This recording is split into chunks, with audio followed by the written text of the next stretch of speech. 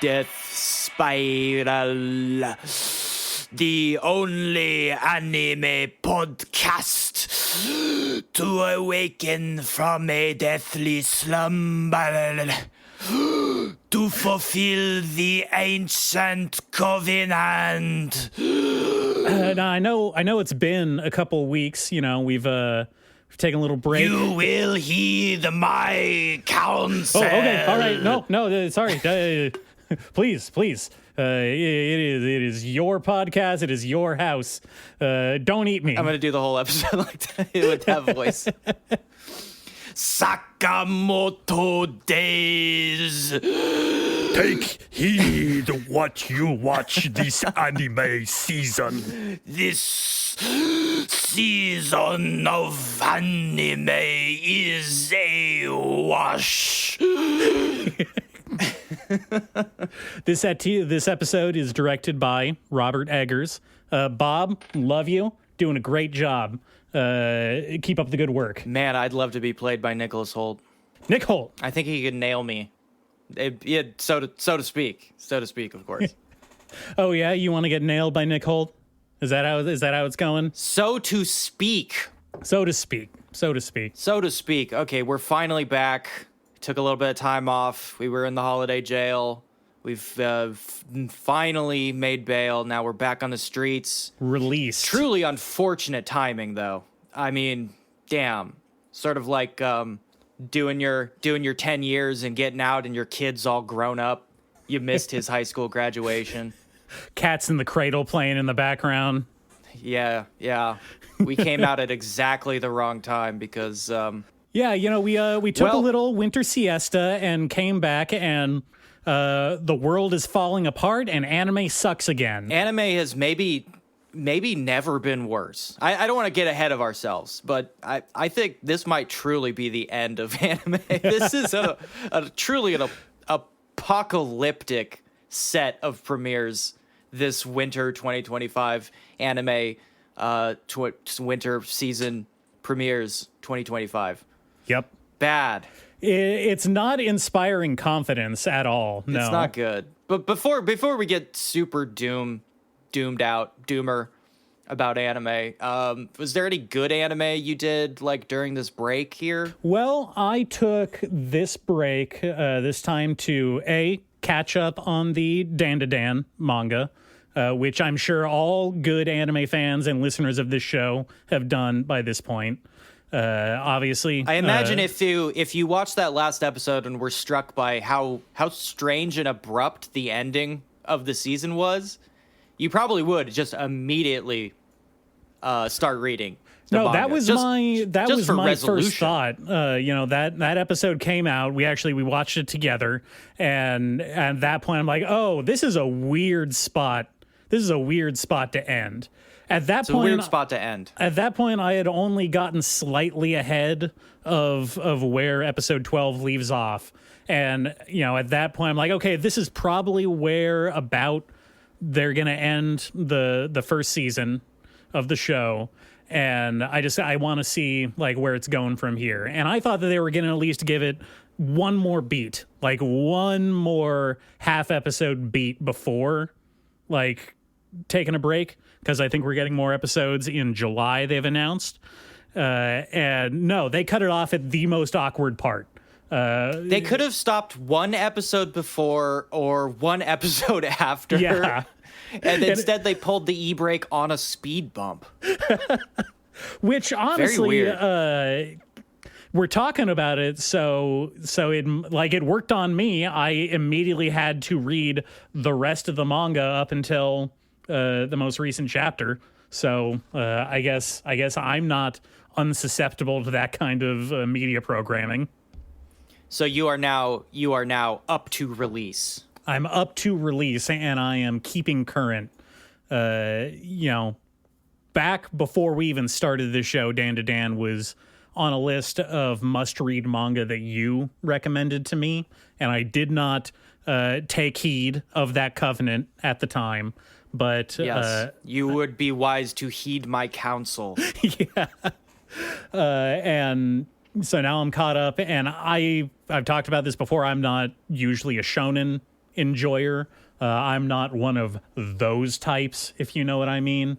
But Dan to Dan is in fact made it very clear. Yes. Yeah, Dan to Dan is in fact something special, and I loved pretty much every arc that we've gone through at this point.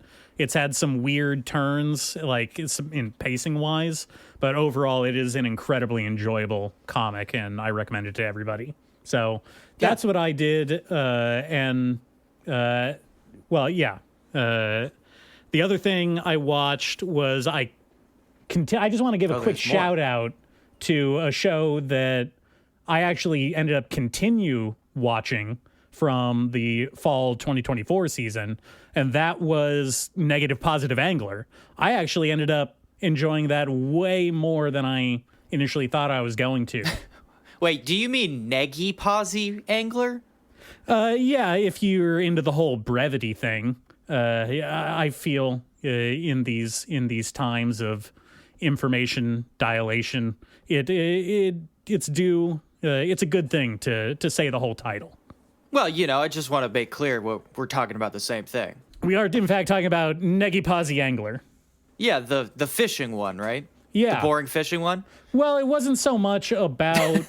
it was about fishing. It's really, really about fishing. It's a lot about fishing. It's a lot about fishing, but I just want to give a quick shout out because the setup, the premise, if you'll remember, is our loser main character finds out he has brain cancer and, decides to explode his life until he meets a eclectic group of fishing enthusiasts who help him put his life back together. And I really, really thought that they were going to do the happy ending, saccharine kind of schmaltzy angle of he learns all these things about why life is worth living, and he makes friends, and he fixes everything that he fucked up at the beginning of the series. And wouldn't you know it, he doesn't have brain cancer either. No, that dude is dying. He has brain cancer at the end of the series.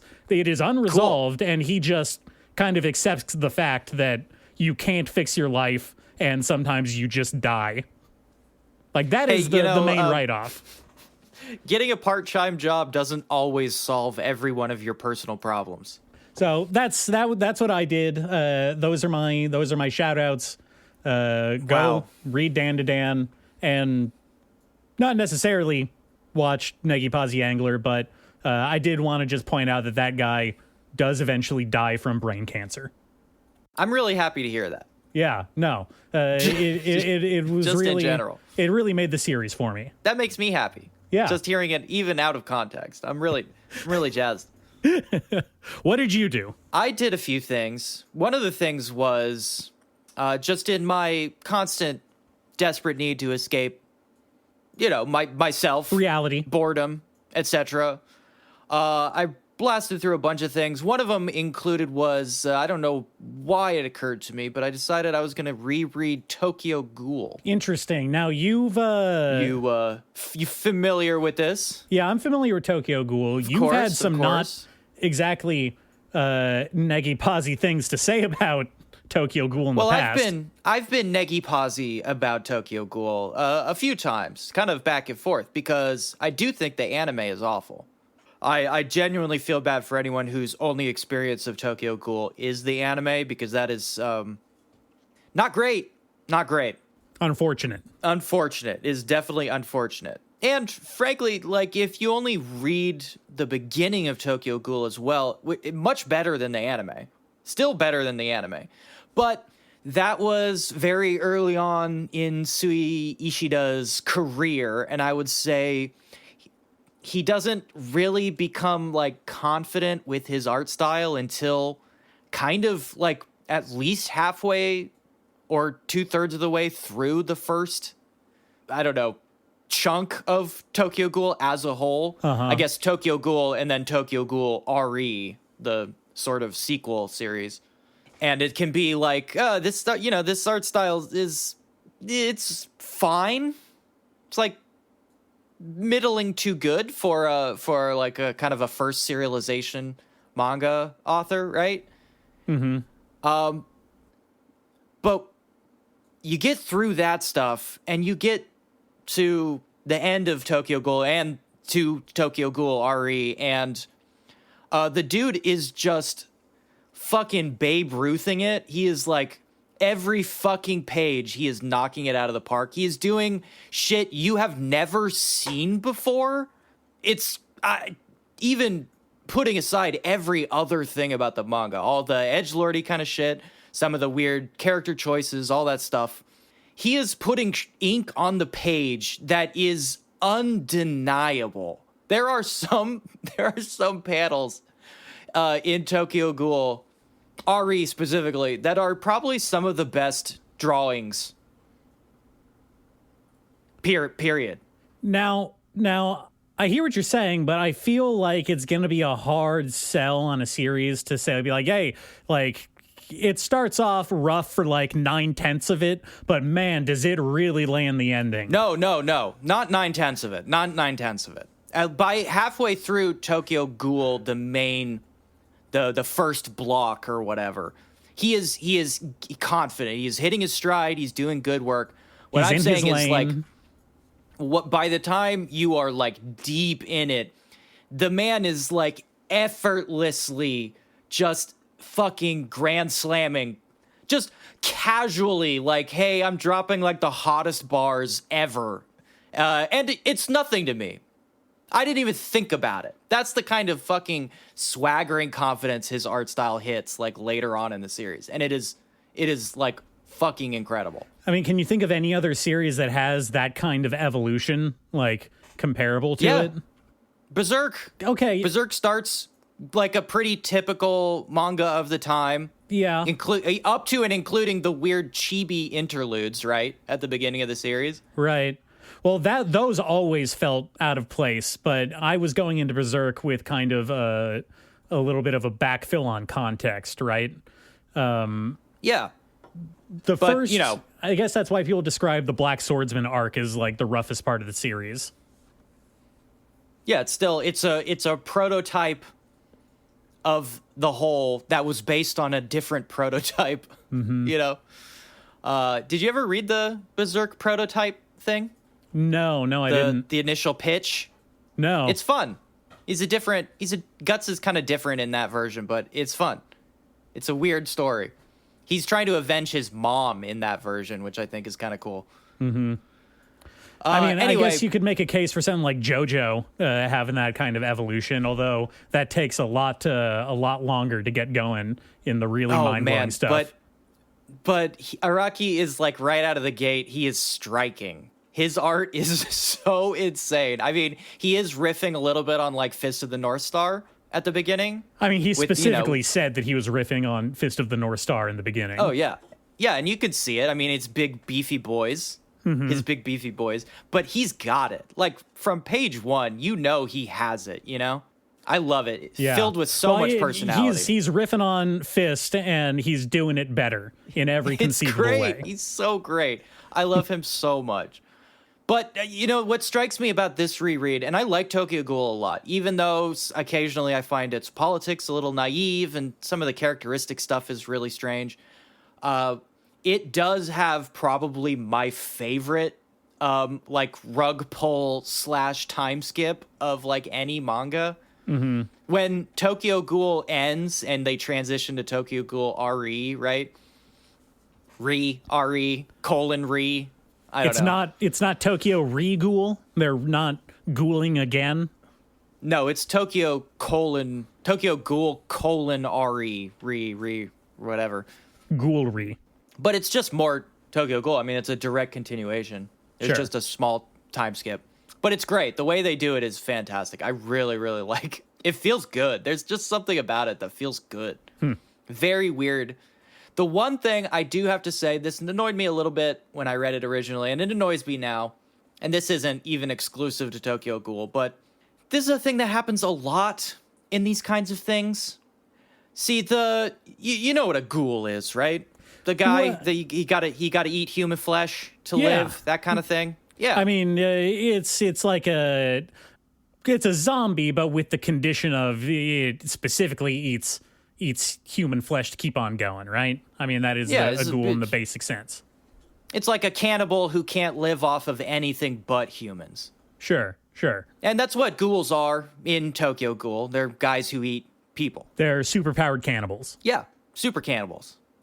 Apex predators. What a horrifying world to live in. Yes, but as and the main character becomes a ghoul, and that's kind of where our story starts. But I thought he hated ghouls. No, he doesn't hate ghouls. In fact, even before he becomes a ghoul, he's kind of like pretty ambivalent on their existence, which is very funny in a world where ghouls like definitely exist and are out there eating people. He's like not that concerned about it, which I think is kind of strange. Well, the government really downplays the ghoul problem with, they lampshade it with lowering taxes. Yeah. It's like, well, as long as I can afford eggs, I don't really care about the ghouls. Hey, they're probably only eating homeless people. But as and of course, that is a pretty big plot point, right? As the story goes along, like now that he's a ghoul, he has to eat meat. And we do the whole thing that ends up in, a lot of these movies, especially speaking of vampire movies, right? When people become vampires, they always have to resist the urge to drink blood because it's gross, right? I don't think that's why they resist. I think they resist on the moral grounds that they don't want to be a monster who drinks blood. Yeah, and it's gross. It's a gross thing to do. I mean, and this obviously happens in Tokyo Ghoul. This is kind of in the first chunk. Again, Tokyo Ghoul Part 1, I guess I'll call it. Mm-hmm. A lot of the story is dedicated to this concept. Like, how do you eat people? It's fucking gross. And, like, what if you had to live that way? And there's a lot of hay made over that concept. But by Part 2, we have kind of stopped addressing the whole eating people thing, which I find extremely annoying. Well, when you say stopped addressing, has he stopped eating people, or does he just not care about eating people anymore? We don't talk about it. In Tokyo Ghoul Re, by the time we hit that part, discussion of our main character eating people basically never comes up again. But he's still eating people. He has to. That's the only thing he can eat. They made it extremely clear at the beginning of the series that ghouls are viscerally repelled by any other kind of food. And if they even smell it, they might throw up. Except for coffee, which I find is a very funny touch. They can only drink coffee. Huh. So a big part of it is that they hang out at cafes, which is cool. I like that. I mean, it's a pretty good excuse to just have your characters hang out in a cafe that's easy to draw. Well, it's like a cool place to be. Just hanging out at a cafe. It's where cool people are. Sure. It's just it's really annoying. It's really annoying to have that nitpick just hanging over it constantly, being like, okay, I really like everything that's going on. The interesting politics get muddy sometimes, but I still think there's interesting things happening. The action is all great. Like I said, by the time we hit Re anyway, he's like doing virtuoso shit. So looking at it is just fantastic. So it's easy to forget. But in the back of my mind, especially on this reread, I am constantly going like, okay, but who's he eating? Why are they not showing the eating humans thing? And I know why, a lot of our characters at that point in the story are like really likable people, who are supposed to be like good people. Some of them are like children. Our main character is a little virtue boy, kind of, sort of. Oh, it maybe dawned on them at some point that having your characters that the readers are supposed to relate to, like constantly be killing and eating civilians, may put a bit of a complication on their relationship to the audience. Yes, which is a complication I crave. I want that complication because I think that's really cool and interesting, and it's something that Ishido is like, I'm not interested in anymore. There's a setup early on where they imply that essentially, quote unquote, good ghouls just eat suicide victims, which is really funny. Oh my God, that's so messed up. Yeah, it's pretty good. I really like that. I mean, I like that, but at some point it does not. There are not that many suicides. I know Japanese people are killing themselves like crazy, but there is not enough to sustain a Tokyo-wide community of cannibals. I mean, that's just assuming the Tokyo or the ghouls that are in Tokyo. I assume ghoulism is a thing worldwide, right?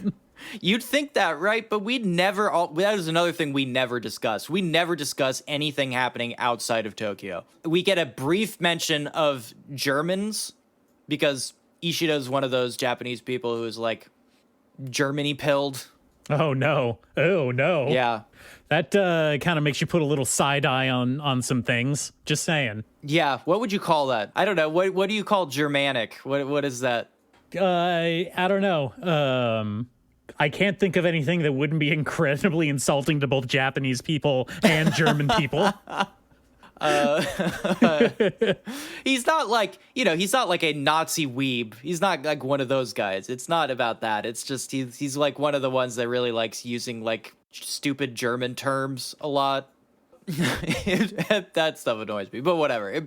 It's just, show me the cannibalism. It's a story about cannibals. I want to see more cannibalism. I don't know. Or at least any at all. I would this feels like editorial meddling, and not like meddling as in like direct changes made, but something like, hey, we know that this is what the story is, but what sells Shonen Jump issues is people with superpowers having fights with each other and being likable. So can you cool it on the whole cannibalism thing and put maybe more of an emphasis on the stuff that we know sells?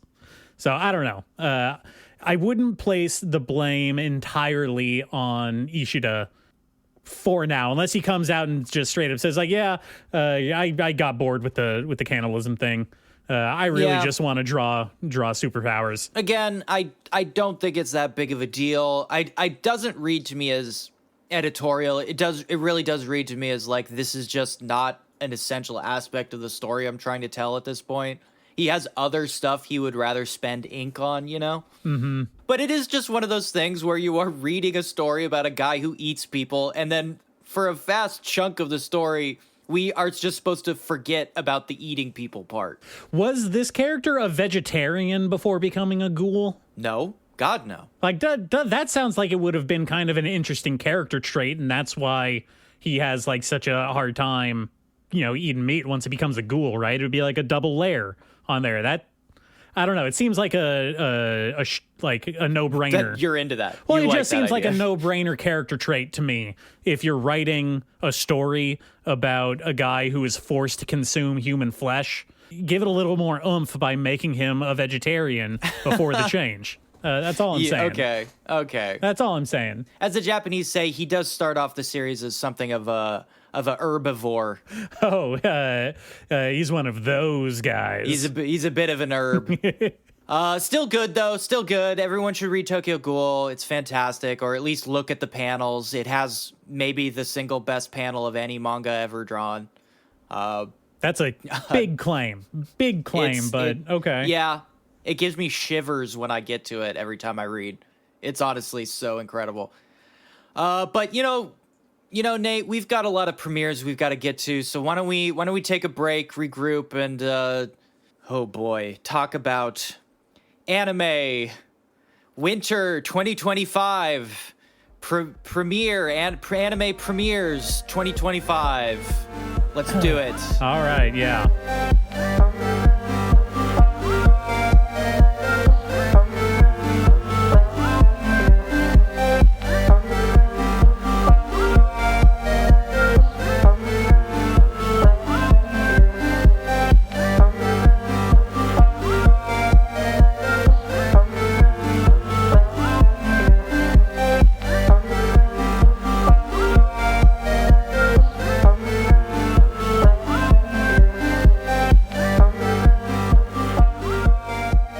Well, it's been a busy couple months for television.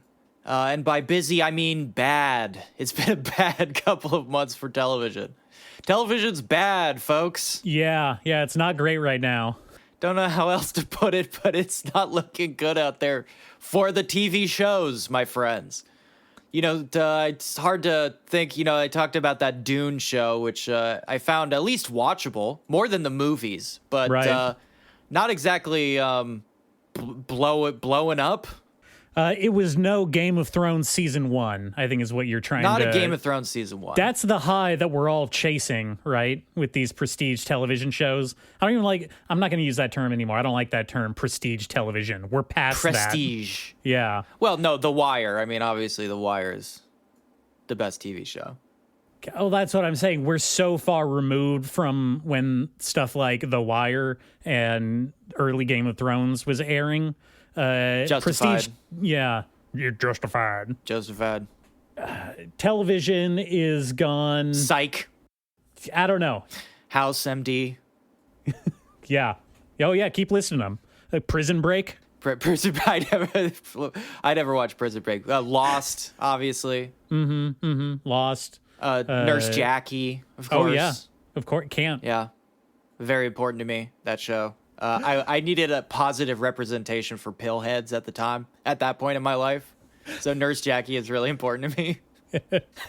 No, television right now is pretty bleak. It's not great. I did not watch that Dune show. Our conversation about it did not inspire me to go out and invest 8 hours into watching more slightly blue shadowed Dune. Oh, there's more colors in the show. That's one of the big innovations they bring to the Dune universe is they add like 3 or 4 more colors. Has anyone told Denis Villeneuve that colors exist? Like even on Arrakis, colors were there. No, they used a machine on his brain to extract the part that processes colors because his old movies have colors in it. What was that movie about the cartels that he did, Sicario? That was doing the whole modern warfare like desert piss filter thing. Okay, well, that was doing that real hard. Sicario had the piss filter for sure. But that probably wasn't his fault. They probably watched the first cut and were like, Denis, I know you're not American, so maybe you weren't aware of this, but Mexico's yellow. Yeah, everything in Mexico just kind of looks yellower. It's all yellow down there, my man. And it's like, fine, whatever. But like Enemy doesn't have a piss filter on it, and it doesn't have a blue filter on it. That movie just looks like a movie. Arrival, a little... No, more, Arrival was gray, in and out. It had more colors than I that. saw Arrival in a very big theater. We all saw Arrival. Language aliens. I'm just saying, it was not a visually stunning piece of filmmaking in terms of color use. That's all I'm saying. Obviously, Squid Game Season 2 finally came out. I actually did watch Squid Game finally. It turns out I really need my Death Game credentials to be unquestionable, so I did go ahead and watch Squid Game. Okay. Which is, I feel like now that we have the Mr. Beast games, I don't really need to watch Squid Game. They're the same thing. Yeah, they right? made them real. They made the Squid Game real. Really, everything is beyond parody now. Reality has no meaning. We're all living in one big joke. Yes, I envy the people who assume that the universe is a simulation. Like, that's comforting, but I think the truth is so much more nightmarish in that, no, this is all happening. This is all happening, and it all sucks. I wish I could join you on the simulation side. You guys seem to be having a lot of fun, but I know it's not real. This is all actually happening to us. See, you should try solipsism and just assume that you're the only one who's real. That's where it's really at. Whoa. I gotta say, man, the shadows on the cave wall have been getting really good this season. They're getting better and better.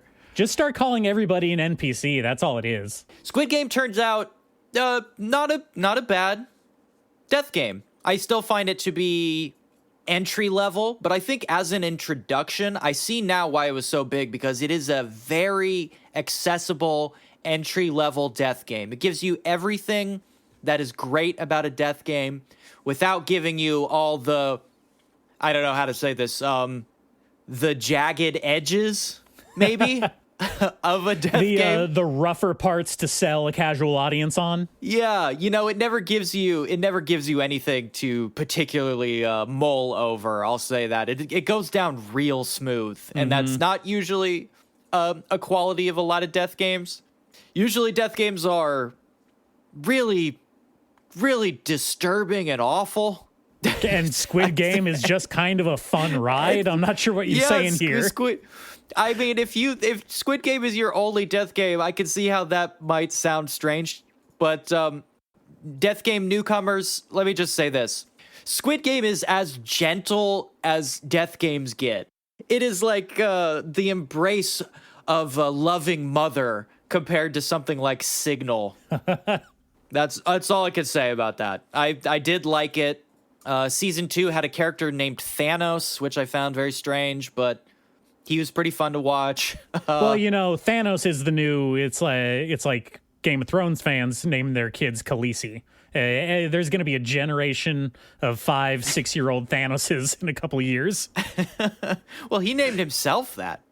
Oh, well, that's incredibly cringy. If he were a real person. He's very cringy. He is a real person, but in real life, I think he calls himself Captain America. The season 2 of Severance came out. I watched the first episode of that because of, it's obviously got Santa Cruz local celebrity Adam Scott in it. Oh, I love Santa Cruz local Adam Scott. I love Santa Cruz local celebrity Adam Scott. He worked at the Boardwalk. That show is about how awful it is to work in a cubicle, which seems like a played out idea. Yeah, I thought we did this with Office Space in 1996. We've been doing this for a while, but, there's still room to explore there, I guess. People still hate working in cubicles. Yeah, I guess it's a good affirmation, right? To just remind people every once in a while that, hey, working in a cubicle sucks. In case you forgot, still sucks. Sucks shit. I think it's become a more popular mode of thought these days to just recognize that, hey, like, working kind of sucks, right? Like, working sucks. It really fucking sucks. It sucks real bad. Like, if I had the choice to not work and still, like, live and do stuff, I'd probably do that. Well, now we have people who work at home in complete isolation. God, I love it. Who probably actually envy working in a cubicle, which is, man, I wish we lived in that simulation, because I bet if you lived in a simulation, you could mod that out. Mm-hmm. But nope, it's reality. We live in a nightmare. Now, the other big thing that came out was anime 2025. Yeah. Premieres winter anime season. Unfortunately, we can no longer continue to dance around the subject this episode. We've got to confront anime winter 2025.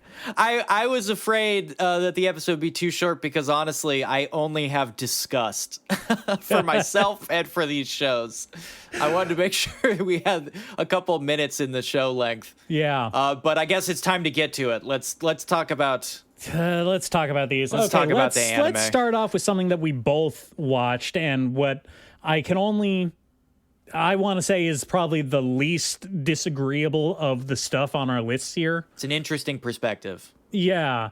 And that is, of course, Sakamoto Days. Sakamoto Days. Essentially the show of the season, as loath as I am to say it. Mm-hmm. It is the big release of winter 2025. Yeah, I've come up with a couple humorous retitles for this show. Oh, humorous. Yeah, I've got let me pull out my list here.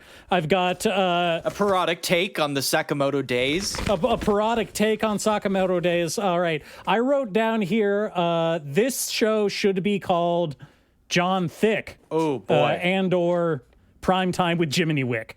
Those are my two joke titles. Jesus Christ.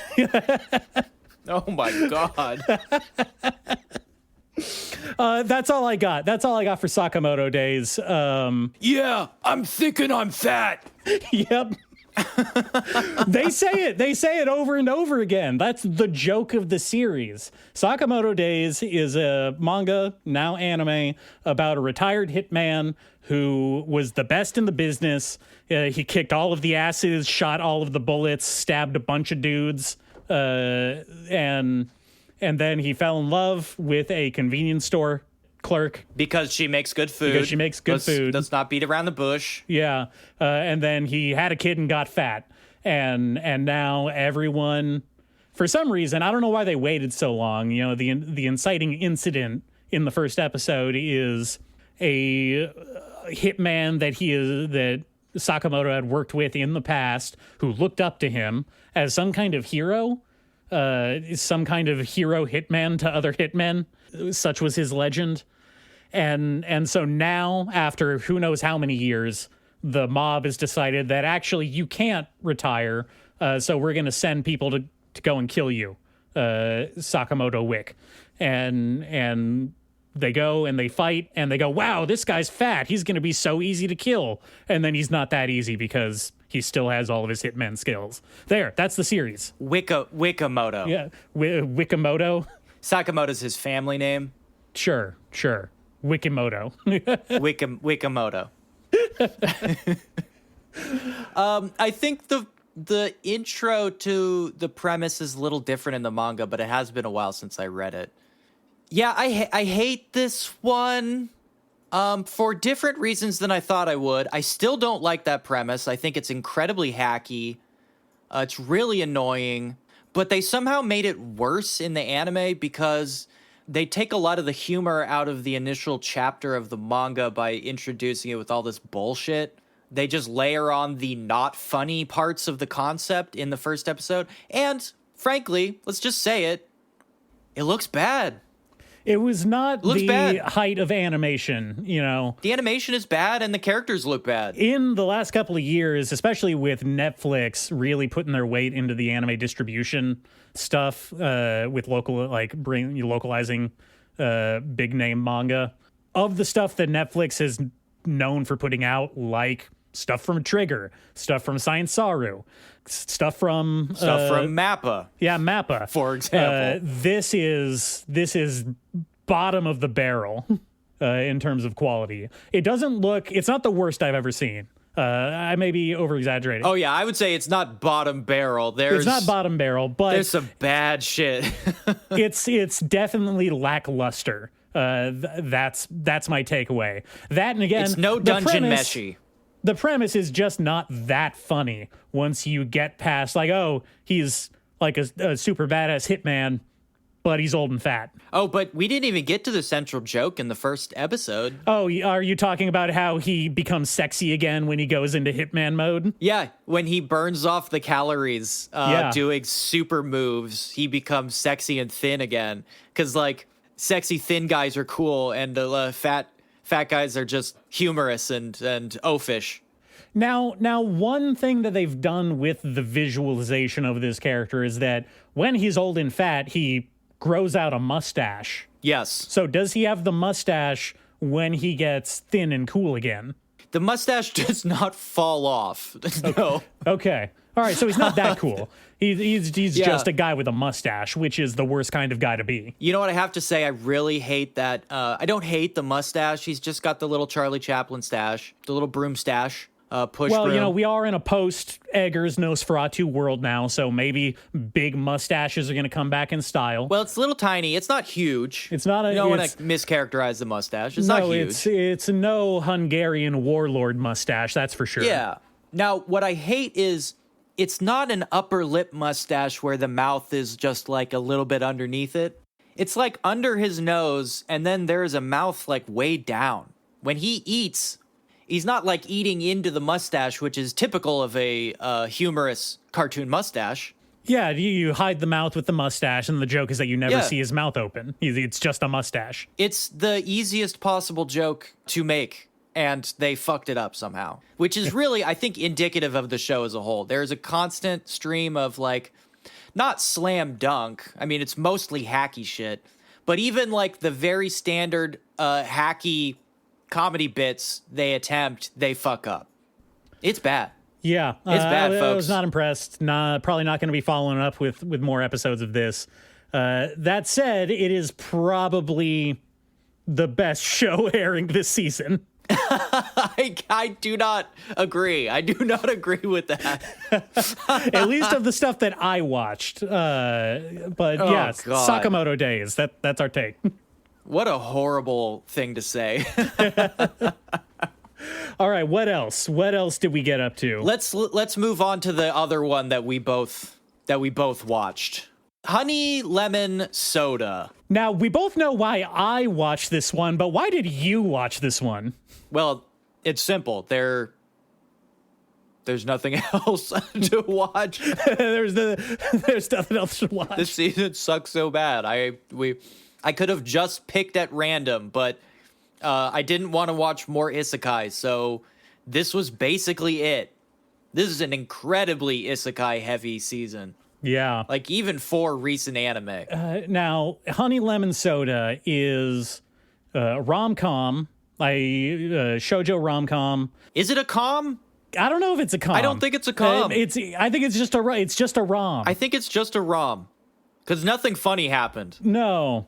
Well, okay, so my first takeaway from this is that it is the platonic doppelganger of your standard nerdy, weird high school boy finds a girl who inexplicably loves him. Here we have a socially anxious, quiet girl who, like, loses, I guess her defining character trait is that she loses the ability to react in any, like, outward way when she is just confronted or approached or talked to in any situation. She locks up. She locks up. She chokes. In every social situation, she chokes. And not just like, like, oh, she's getting bullied, or oh, she's talking to the guy she likes. No, like people asking her regular ass stuff. Like, hey, which way is the bathroom? She cannot comprehend talking to another person in any kind of normal context. She is neurotic to a dysfunctional degree. Like, she needs to be medicated for this issue. Yeah, lots of therapy, lots of medication, and so I guess she's coming from middle school, and we start off the episode with her being somewhat hopeful about entering high school, which is a weird thing to think. First of all, just right off the bat, weird take to have, and we get the added context that she's going specifically to like a shitty school instead of the good private school that she qualified for, because she heard that a guy that was nice to her once after she bumped into him, and he was like, hey, quit being such a weirdo, you're better than that. And that is like, all right, I'm gonna follow him to this school. Well, no, hold on. I don't want to mischaracter. She is awful, but I don't want to mischaracter as how awful she is. She has been stalking this guy for a couple years at this point. Yeah. Again, like they did go to the same middle school, so she's just been like eyeing this dude. That was just her first like face-to-face interaction with him. Right. Is a bumping into on the street while she's crying because of a bumping some lame into, shit. And he's like, "Hey, you should go to this school because I'm going there instead of the cool school." That's it. Which is a weird thing for a guy to just randomly say to a girl that he doesn't have any prior like relationship or interactions with, right? Like, I don't want to gloss over that. They're both weird to each other. Well, let's get this out of the way so I can say the main thing of the show. Sure. She maybe not intentionally tanks her high school exam. I think, again, this is a scenario where I think she just choked again, to be honest, because she chokes in every scenario. That's her thing. That's her one defining feature. Yeah. Well, to the point that in middle school she was called Stone because she would just literally go full lockup. Stone. Yeah, which is a cool nickname though. Like, yeah, it's pretty dope. Cool. It's like if everybody called me Stone, that'd be like fucking great. But she ends up in this like supposedly less cool high school with possibly the ugliest fucking girls' school uniform I have ever seen. It is like visually confusing, the pattern that the girls have to wear. Meanwhile, of course, the boys just do whatever the fuck they want, including the main character just wearing a baseball hat to school, which I don't think I've seen that one before. And not to mention the weird, like, honestly, shonen level hairstyles some of the bully kids are rocking in this. Everybody's got weird hair except her. And I know that's like, okay, anime, weird hair, whatever. They make a point of it, right? Yeah. In this one. Yeah, because he bleaches his hair. I'm not even talking about the main guy, which again, I guess we should go back to his thing is that he's like the super cool nonconformist kid, kind of, right? Yeah, he's the hot, sexy delinquent who's not a bad dude though. He's like the cool one. Oh my god, is this a reverse Gyaru situation? No, because he's not a Gyaru. He's a punk. He's a Yankee. But a cool punk. But he's not a Yankee either. He's just like a cool he's more of like a American style punk where you're just like, yeah, whatever, man. Fuck my parents. I'll do whatever I want. Yeah, whatever. I don't give a shit about anything. And essentially, starting on like her third day of school, he starts emotionally doming her. Yes. They almost immediately enter into an emotional dom-sub relationship. Well, it's presented literally as him be like, hey, I noticed that you can't do anything for yourself, so I'm just going to take over your life and you have to do what I say because, like, what else are you going to do? And that is like, that's their meet cute, is him saying that. He puts a fucking emotional collar around her neck and he's like, hey, little puppy, you're going to follow me around from now on. That's the story of Honey Lemon Soda. I mean, we're not really emphasizing, like, it's literally to the point where she's being confronted by some bully, stereotypical anime high school bullies. Who is also himself a loser. Yeah. Like him and his two, like, girl flanks. Yeah, exactly. And she's locked up. She can't even stand. Like, she falls to the floor with the power of their bullying. And he is literally putting words and actions into her mouth for her to follow. He says, like, all right, just repeat after me, literally. Yeah, and he's not nice about it. No, he's like, hey, he's loser. An asshole. He's a fucking asshole about it, too. And that's like... And you'd think, like, oh, it's like the bad boy kind of asshole. No, he's, like, weird. He's, like, a weird guy. Yeah. I did not like this show. This was bafflingly awful. Truly awful. And, like, anybody who thinks this is a romantic scenario, I really try to... I try to stretch my imagination because I don't want to be overly harsh on these kinds of things, especially rom-coms, which I do like in general. I'm not an anti-rom-com guy, or rom in this case. Yeah, no, I think it's just a rom-rom. This one's a rom-rom, but this is like disturbing how awful these characters are. Like, I hate her. I know it's not her fault that she has like deep mental illness about this stuff, but I fucking hate her, and I hate him. And I hate his, like, bullshit little clique, even though they don't really get much to do in the first episode. I hate the bullies, and I hate their fucking teacher, who is also an asshole. Everyone sucks in this show, and it sucks in a weird way. This was terrible. Awful. Garbage. Awful stuff. Unacceptable. All right, well, let's move past that. We still got, quite honestly, worse stuff to talk about. So... Why don't you tell me about something that I didn't watch, but I am fascinated by the weird name. What is Ubel Blatt? Okay, Ubel Blatt is, of course, German, right? Sure. This is not like what I was talking about before. Nobody that speaks German could be an evil man. This is a pretty standard, you might be tempted to say berserk-like, even though I think Claymore is a berserk-like. This is even more of like a Claymore-like. Very fantasy coded bullshit. We've got elves. We've got literally people called heroes as like a title, not even like a descriptor. Hero is a job. It's like a job type. Yeah.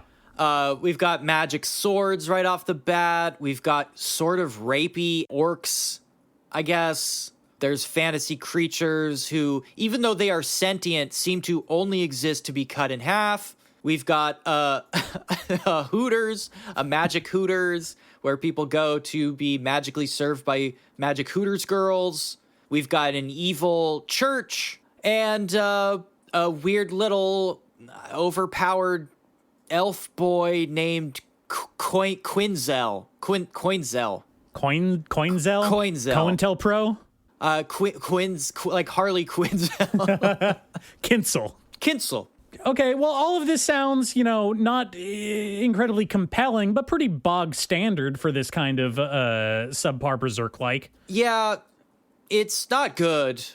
Nothing is particularly established very well in the first episode. Nothing interesting happens. None of the characters introduced are particularly compelling. We don't get any backstory on our main character, so it's hard to really give a shit about his quest for revenge against, I guess, some heroes that decided that he was too short to live.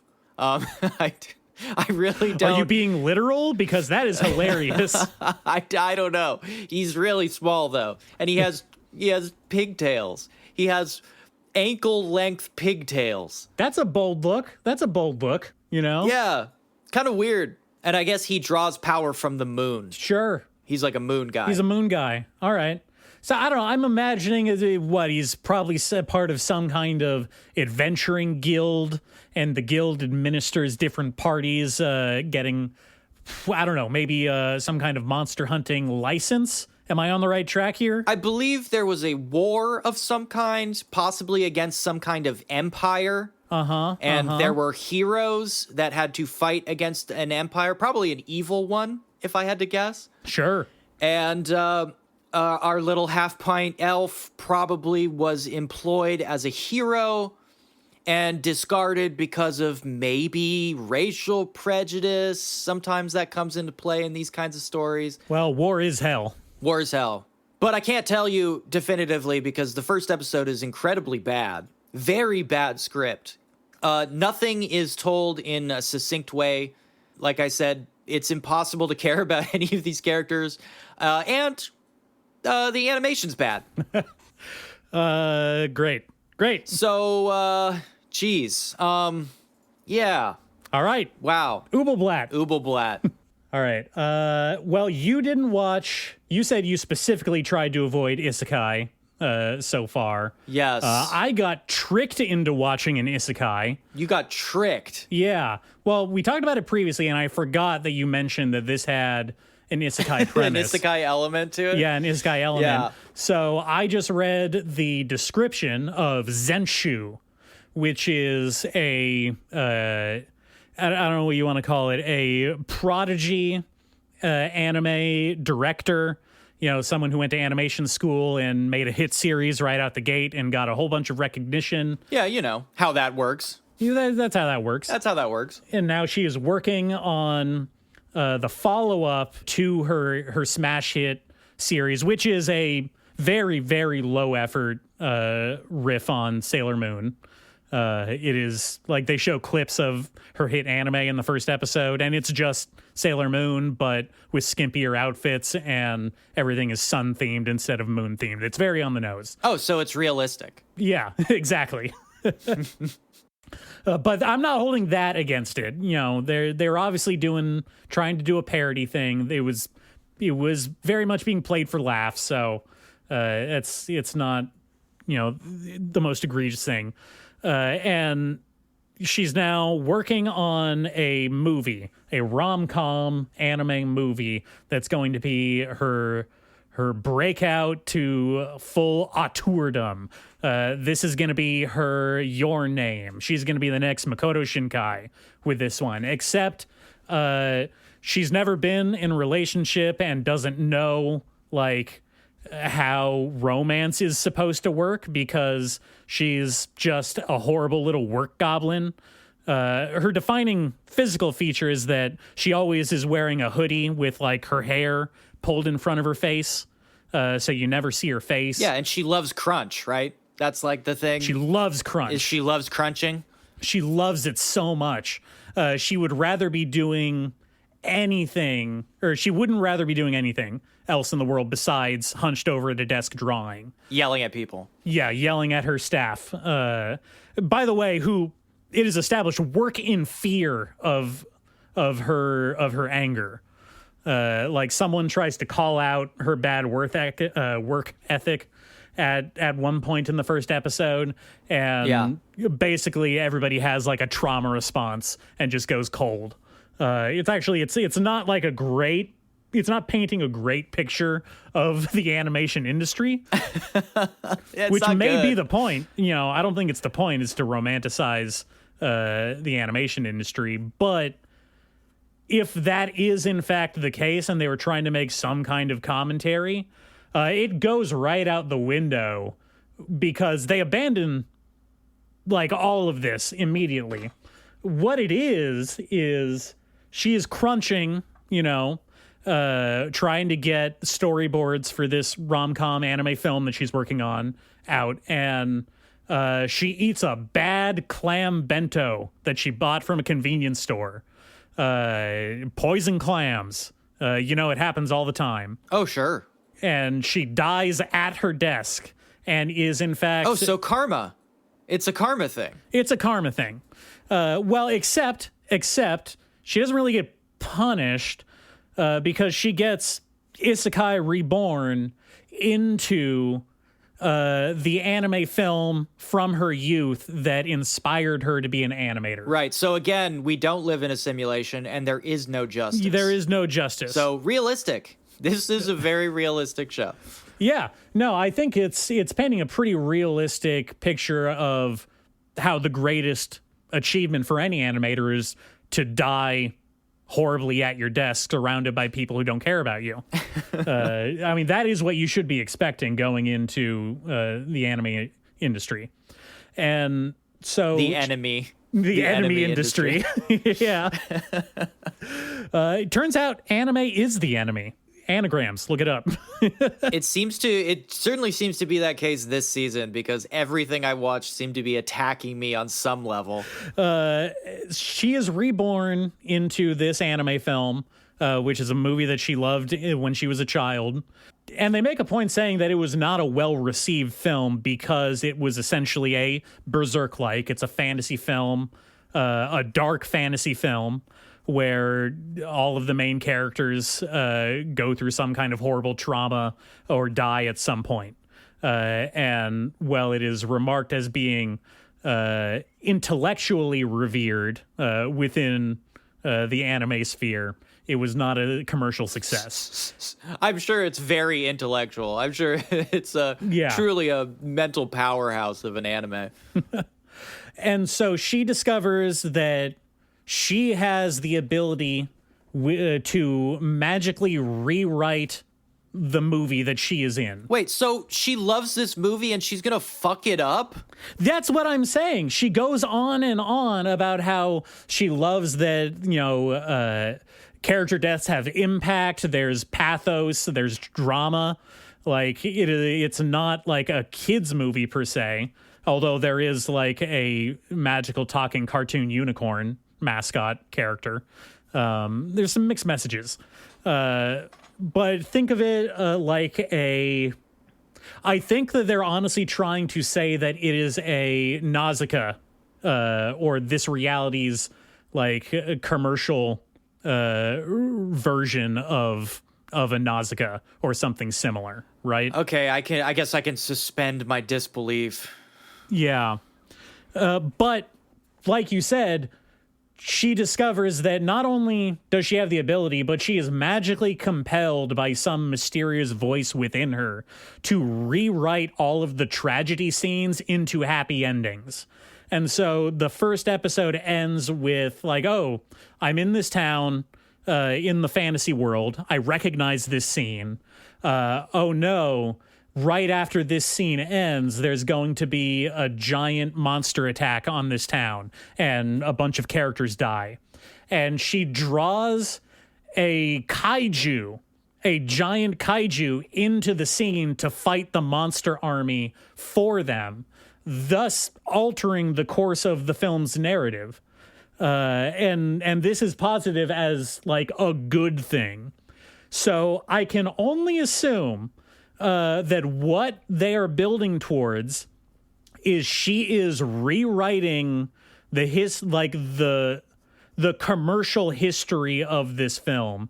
And when she comes back to reality, it is going to be revealed that it was actually a super happy movie that everybody loved. And it sucks. Yeah. No, well, the show sucks, sure. Show is awful. Yeah, but the movie she likes, she's ruined it, right? Because that's what it sounds like to me. It sounds like she's gone into her favorite movie and fucked it up. Yeah, no, she is actively ruining it. and the anime's thesis it is positing is that this is a good thing, actually. Complex stories full of tragedy and drama are bad because they don't sell well. That is the statement that the first episode puts out. You know, we have her who loved this movie as a child, and they make a very big emphasis on the fact that it was a commercial bomb. They show, not only do they say it at the beginning of the episode, they show several flashbacks to her as a child watching it in the theater, and she is like repeatedly portrayed as the only person in the theater. She is the only one there because it is such a flop. Cool. And yeah. And, That's awesome. And she is then presented with the power to rewrite the movie into a commercial success. That's what they're going for. God, I hope this turns out to be like a commentary on how watering down like interesting anime into a commercial product. It absolutely is like the work of evil people like her. Yes. I really hope that's what they're driving towards. Well, it could be, I we're guess. one episode in. There's lots of room. There's lots of room for evolution, for development in this narrative. But at least in the first episode, like that's what they're saying. And I find it, honestly, I think insulting to the concept that an audience is mature enough to like what they like, you know, regardless of how well it did in a theater. Or like she is a peer of this person who created this movie, right? Now that she is in the industry. Yes. This is a potential coworker of hers, a peer of hers in the industry, and she is actively disfiguring his work, her work, their work, and this is something I assume she has no qualms about. Well, it's presented a bit ambiguously because, again, if she hadn't drawn that giant kaiju to save the day at the end of the first episode, she probably would have died to the oncoming monster horde. It's hard to say. But she already died. She's dead. She died from the oyster. In the real life, she died from eating bad clams. It happens all the time. In the real life. In the real life. These things happen in the real life. Jesus Christ. Well, how about, okay, so this is a Mappa show, so does it at least look good? The answer is twofold in that, yes, animation-wise and fluidity and, like, the way they draw certain effects and the explosions and all of that, it looks very well drawn, but the character models that they're working off of are incredibly bad. In the sense that they're very boring, like super, super generic anime type stuff. Nothing special about the style sticks out.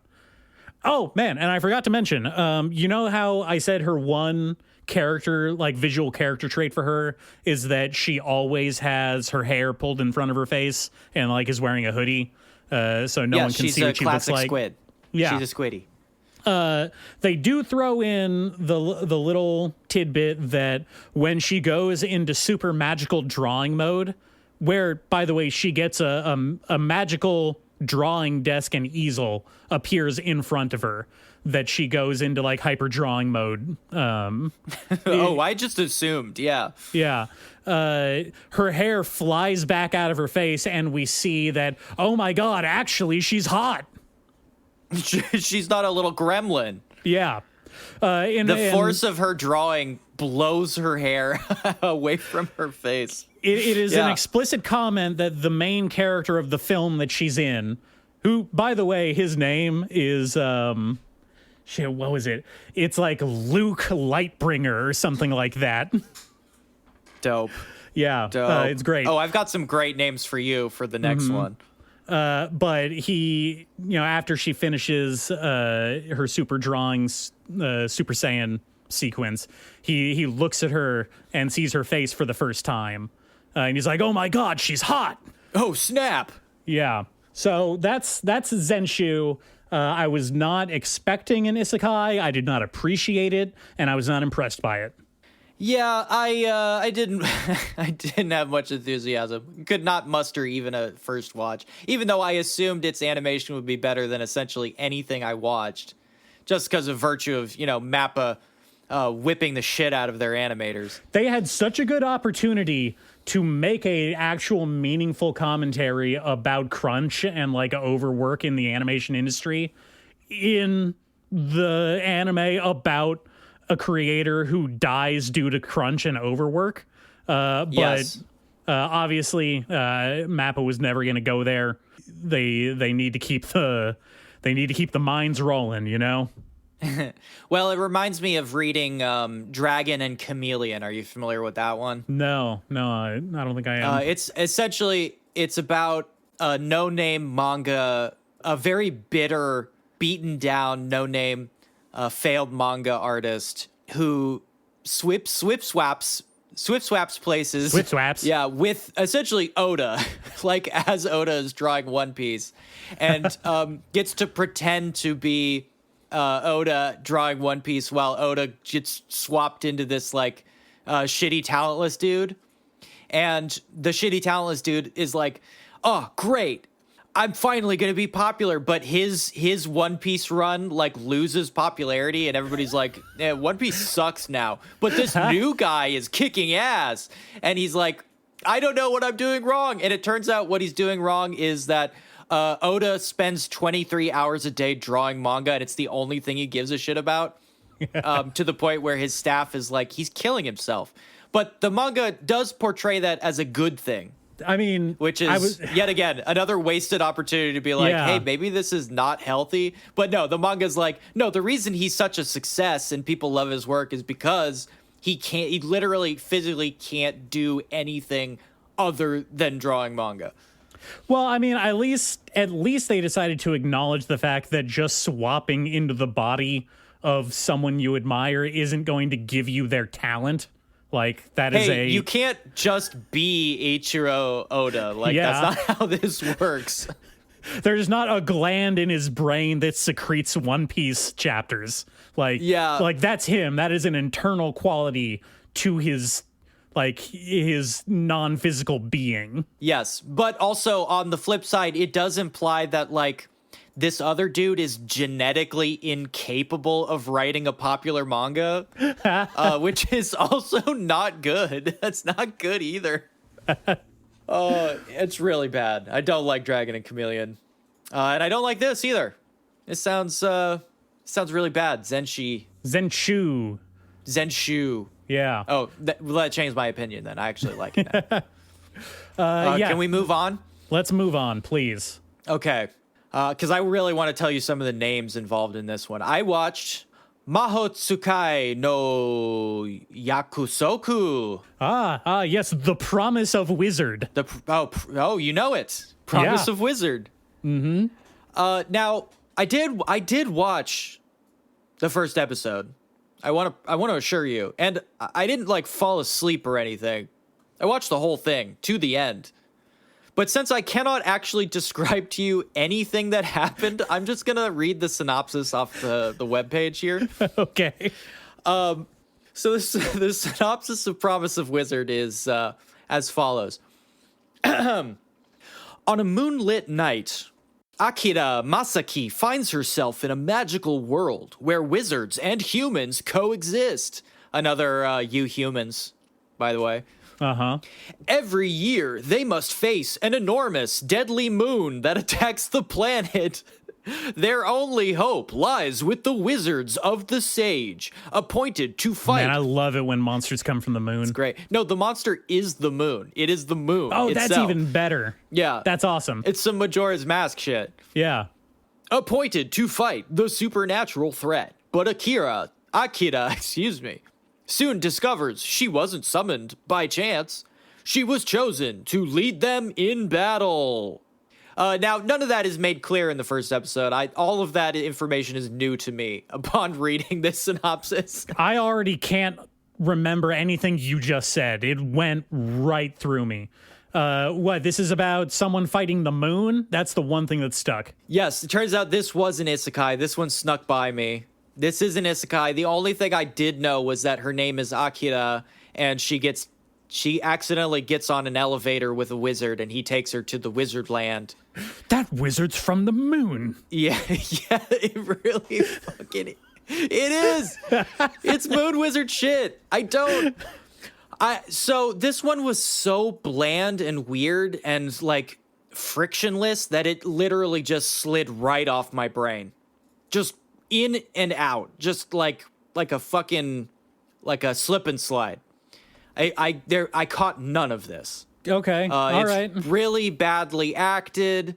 The scripting is terrible. All the characters sound like they're like 4 hours into like a robo trip, like deep in the fucking NyQuil hole. All the characters just it looks like a reverse harem show, but like none of the characters do anything at all. They all kind of just stand around talking about the lore of what's happening. And none of that shit means anything because it's episode 1 of a fantasy show, right? I mean, I love it when my setting has to have enough context provided to me, just like literally spoon-fed from the characters. Yeah. Like, why have dialogue between characters when you can just talk directly to the audience about what is happening in the world? Like, don't show. Why do you have a pretty boy turn to the camera and say, Akira, a enormous deadly moon is coming to attack the planet. You have been chosen to lead us in battle as a wizard of the sage. And she's like, Yeah, cool, whatever, man. Okay. All right. I wish she had that enthusiasm. She is literally like, oh, okay. I have to fight a moon? And they're like, yes. Can you just come with us, please? And we'll go fight the moon. She's like, I don't know. Okay. It's infuriating. But let me read you there's nothing of note in this show. It's terrible. It seems to be just some like if I didn't know better, I would assume this is just like an intro video to a gachapon game. I mean, I'm looking at some screenshots here, and I believe there may be an upcoming gacha game to go along with the series. You know, it might already be a gacha game. I wouldn't be able to tell you. But let me read some of the names of the characters, because this is the most unfortunate part. We've got a big reverse harem, so lots of pretty boys lined up everywhere. Okay. With names such as Shylock. Oh, no. Figaro. Faust. Okay, all right. Kane. I'm seeing a pattern here. Nero. God, okay. And of course, White. White? Just white? Yep, White. Great. And not like the ghost, like the color. Mm-hmm. Great. Do I have to say more? This was please say less. Awful. Fucking awful. I hate Promise of Wizard. I hope it never crosses my path again. Do we even get to what are the wizards promising? Power, I guess. All right. That's my best guess. I really couldn't tell you anything else about it. So we don't even get a wizard promise in the first episode. If they did, it slipped right by me. Like I said, there was nothing for me to mentally grip onto. This was a nothing. Zero. Great. Calorie-less, diet soda. All right. Well, can I tell you about the last premiere that I watched for this round? Yes, please. Go ahead. All right. I watched Okitsura, or The Girl I Like is from Okinawa, but I can't understand what she says. Yes, of course you did. Yeah. Okay, so first of all, I want to say this is actually not the most egregious thing that I watched out of this handful of premieres. There was some there was a couple genuine laughs it got out of me, mostly in the form of like straight up Ava parodies, believe it or not. But I believe it. But this show is the poster child, I'm going to say, for neo-colonial attitudes. Awesome. Yeah. This is about a kid, standard anime high school Tokyo loser. No discernible qualities. In this case, his only quality is that he is not from Okinawa. He has moved to Okinawa recently from the mainland due to his parents' job or whatever. They do not factor into the story whatsoever. They are off doing work somewhere else.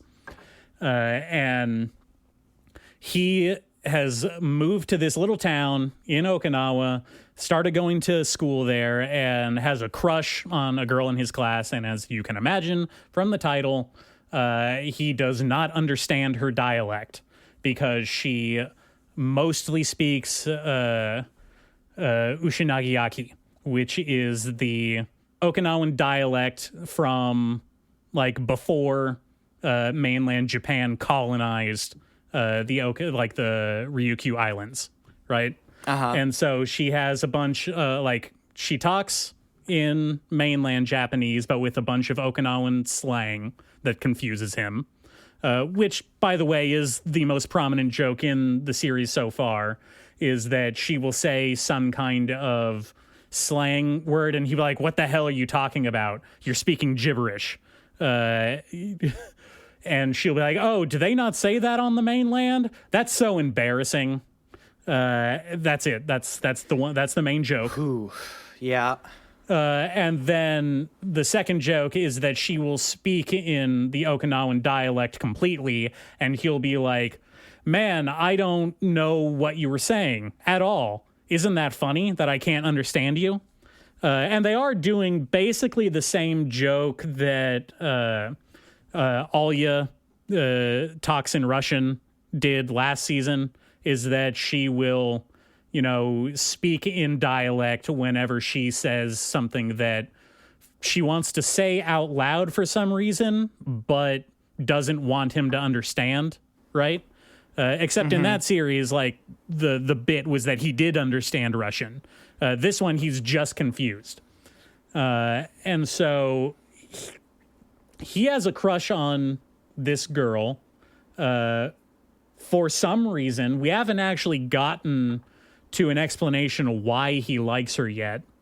But we have gotten the context that her best friend, who is bilingual, is like constantly translating for her. And she has a crush on this nobody dude. And so that's our rom-com love triangle. Which honestly is very backseat to the main narrative of each episode, which is mostly structured around him being introduced to some Okinawan regional concept, and him commenting on, wow, these people sure are a bunch of dumb fuck yokels. That's not how we do it in Tokyo. And then everyone will be like, wow, it's so weird that you're from Tokyo. Anyway, isn't Okinawa great? And then that's the episode. So, Sure. So like the first episode, he makes a comment that he's never had some kind of local regional delicacy. And then the next day, after everyone hears this, everybody comes to school with their, grandma's version of this Okinawan treat, which is basically a fried donut. Everybody? It is a joke, actually. Everyone he runs into offers him some of this food. To the point where at the end of the day, he's carrying around like trash bags full of donuts, basically, which is kind of funny. I'll admit. They do take these jokes to, the logical like conclusion of them being absurd. But again, it's always kind of tinted with that attitude from him of like, wow, these people sure are backwards and don't know how they do things in real Japan. Yeah. Okay, the second episode, because I did watch the second episode too. Oh, this is the one you actually got into. Yeah, of course. Yeah. No, I know. He makes the wild assumption, like the show, or he doesn't make it, the show makes it, the wild assertion that Okinawan people don't know how to swim, which is so crazy. Yeah, he goes to a beach party and is continually trying to get everybody to like go in the ocean. And then at the end they say like, wow, you're so weird. Why would you go swimming at a beach party? The ocean isn't for swimming in. Nobody here knows how to swim. Wait, what? Yeah. No, this is them saying that. I don't understand. What? It's like, this is a joke? Yeah, the joke, I guess, is that he wanted to swim at the beach party, and then them saying like, nobody in Okinawa swims at the beach, and then that's it. That's how the episode ends. But they don't. They actually don't do They that? actually don't swim at the beach. At least that's what the show is leading me to believe. Huh? Yeah, they say he keeps saying like, "Hey, everybody, let's go swim. It's a beach party," and they'll be like, "The ocean isn't for swimming, dummy. It's for looking at." Hey, fish fuck in that. Yeah. So yeah, very, very confusing. Very weird tone to this show. Unfortunately, I'm probably going to keep watching it. Yeah. Okay, let me ask. I have one question. Since he doesn't know what the fuck she's ever saying, and I have my suspicions, what is he like about her? I don't know. Like I said, we haven't gotten to that explanation yet. We are dropped into the series in the first episode of him in class in Okinawa, and he just says, "Hey, I moved to Okinawa. That's the girl that I have a crush on." No further context, and we go from there. Does she like dress in a specific way? Does he have like, I hesitate to even say it, but like, I don't know, a local girl fetish? I'm assuming that is where they're going with it. You know, I mean, along with the rest of the attitude that I've talked about in this show, it feels like, you know, he likes her because she's tan and wears a baseball cap, like in school, which is her thing. Another character who wears a hat at school. This is crazy. Yeah. And she just kind of has a, what would you call it? Tomboyish, devil-may-care attitude, which is something that he's unaccustomed to from, it's very much the same attitude as the fucking loser from Hokkaido Gals, right?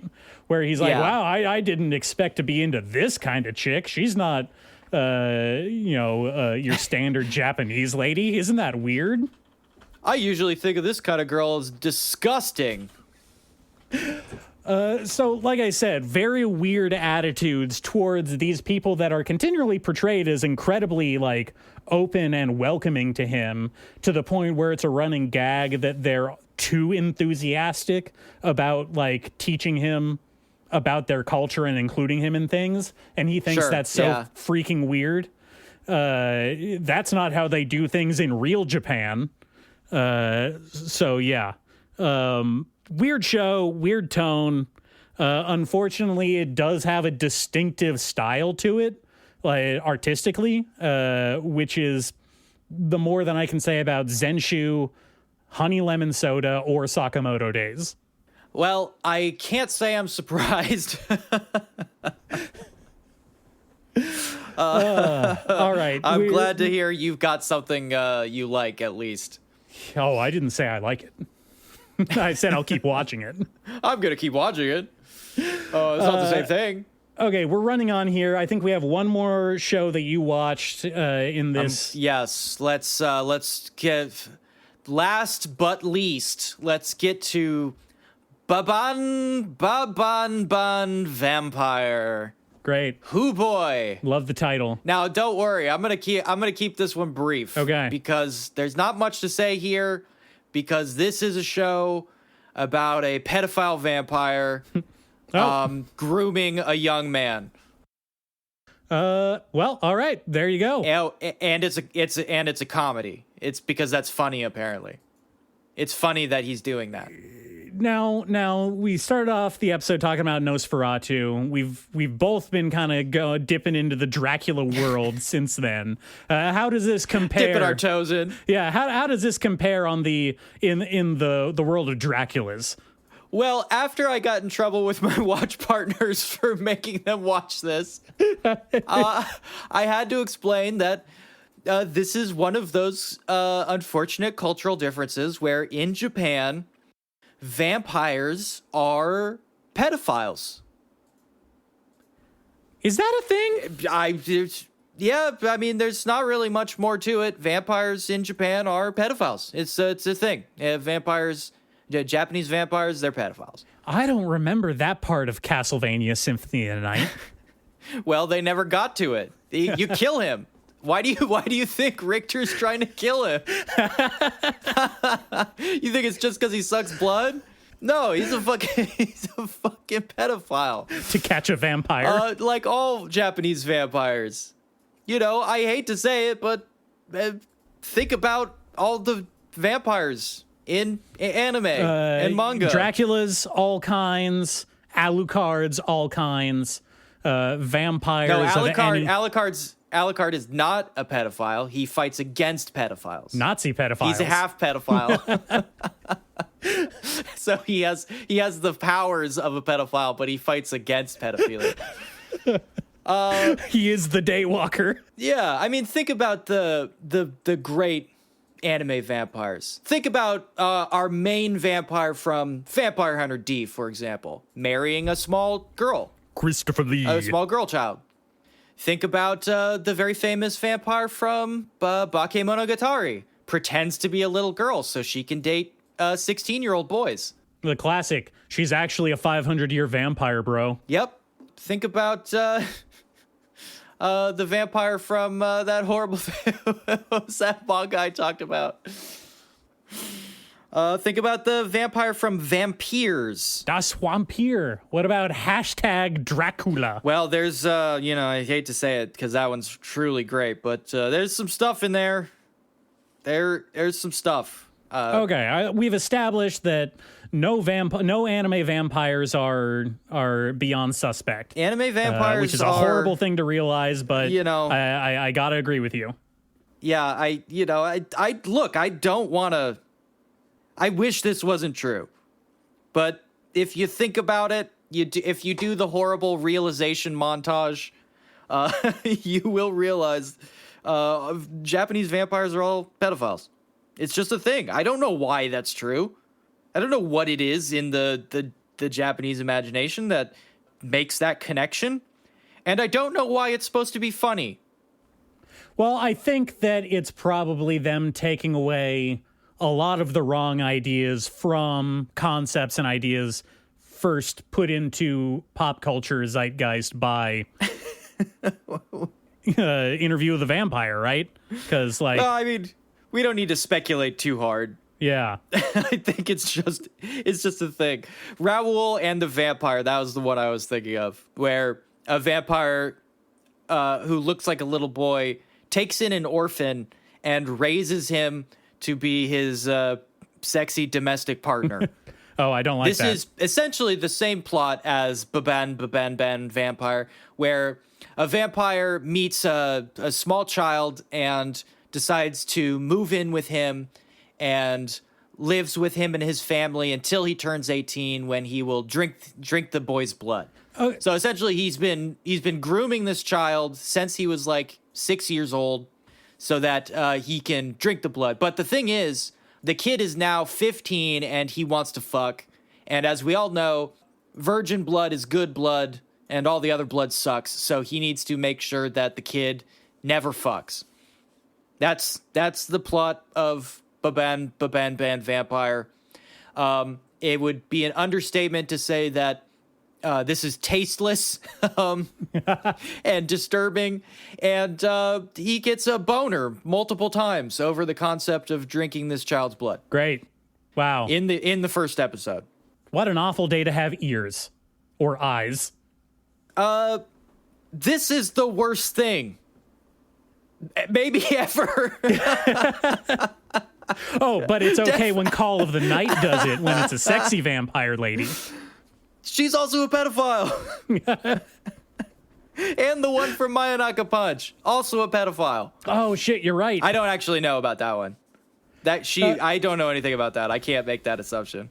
No, in that one, she's she is thirsting over the blood of this virgin, but it is an adult virgin. So she's an adult. Yeah. At least adult enough to make a living as a YouTuber. Well, that doesn't mean anything, really, does it? But there's much less of a sexual context in that one. It's mostly premise is set up of like, hey, this chick has the most delicious blood, which is a common trope in these kind of things. And she's like, I'll let you drink my delicious blood if you help me get 1 million views on YouTube. So there's a bit of they're playing each other in that one. Let's say it's a tit for tat scenario. Yeah. Yes. That doesn't sound as bad as it usually is. And I have to say, Dio really coming out of this looking strong. Maybe the least pedophilic vampire in all of manga. Dio stays winning. There's no argument there. Dio is winning every day, every hour, every minute. This is Dio Nation. I've got a hockey jersey with Dio's name on the back. Yeah, vampires. Whoo boy. Wow. What is happening there? What is going on? I don't know. Vampires are back in the popular discourse. I guess something to do with the blood-sucking nature of political elites. Well, I did mention the other day when we were talking about it, about the virginity thing in vampirism, and how a lot of, at least Western sources, tend to play down the whole virginity aspect of the vampire story. Just like how when we talk about unicorns, we tend to downplay the virginal nature. But in other parts of the world, that is not true. And that concept is championed by Babanbabanban Vampire. Great title. Love it. Gets better each time you say it. Yeah, it's great. To the exclusion of almost every other vampiric concept you could imagine. They don't even have fangs in that one. The only other vampire thing that he really does, besides being a pale and ripped, apparently, I guess that's a vampire thing as well. Oh, well, you got to be ripped. Is he can't enter houses without being invited. So they got that thing going on. All right. Well, I hate that. I hate everything that you just said. I hate it. I hate everything that I watched so far. It's pretty bad. Everything is really bad. And this has all been very, very disturbing and bad. Anime has never been worse. We're not even through half of these premieres, is the thing. Yeah. I do have a couple other shows I think I'm going to watch the first episode of. But after all this, I do not have high hopes. Wow. Anime 2025. It's winter anime premieres. 2025 winter season anime premieres. That's really soul crushing, I have to say. What wow. a strong return for this show from the time skip. Great. This is great. This is great. I love it. Well, just to transition out of that, let me just give a little bit of a breaking news. Crunchyroll LLC is being investigated currently for privacy violations. Apparently, a bunch of user information was leaked by Crunchyroll. Hell yeah! And you might be due compensation. So check in on that. Crunchyroll probably owes you money if you've ever watched or used their platform. Crunchyroll, stay losing. Wouldn't it be great if we got a huge boost from being the face of the Crunchyroll class action lawsuit? Wouldn't that be great for us? I would love to attack Crunchyroll legally. That would be great for me. I think it would be fun. Anime stays losing. 2025. I guess Happy New Year, guys. Good luck with all that. Oh yeah, and the planet's ending, but we'll get to that later. Yeah. Oh, everything's on fire. Also, but anime's on fire. Firstly and foremostly. All right. Wow. Okay. Can we get out of this little hell bubble? I gotta go. I gotta go. Okay. It's been a while, so I'll just say it again. Go download the episodes, comment, like, subscribe, Apple Podcasts, do the stuff. If you're even listening at this point, if you even care. You probably turned it off when we started talking about Dune again. Anyway, we will talk to you next time. Okay. Anime fans. Wow. Bye. Oh, God. Soul crushing.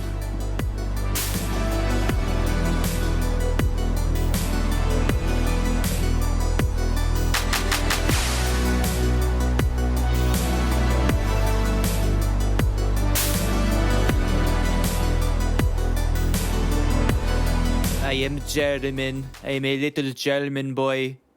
V-Stack.